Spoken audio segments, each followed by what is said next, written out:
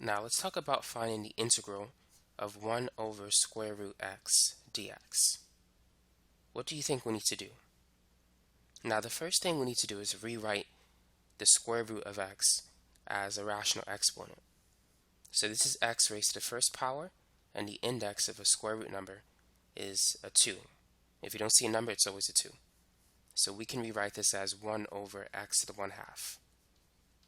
Now, the next thing we need to do is take the x variable, move it to the top. And when you do so, the exponent will change sign. It's going to change from positive 1/2 to negative 1/2. So we need to integrate x to the negative 1/2.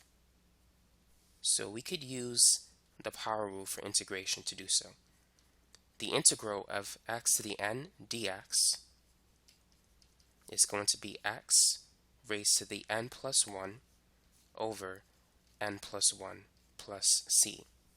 So this is going to be x raised to the negative 1/2 plus 1 divided by negative 1/2 plus 1 plus c. So what is negative 1/2 plus 1? Well, you need to get common denominators. 1 is the same as 2 over 2, and negative 1 plus 2 is 1, so it's positive 1/2. So what we now have is x to the 1/2 divided by 1/2 plus c. Now, to get rid of the fraction on the bottom, we can multiply the top and the bottom by 2. 2 times 1/2 is 1. And so this becomes 2x to the 1/2 plus c. And x raised to the 1/2 is the square root of x.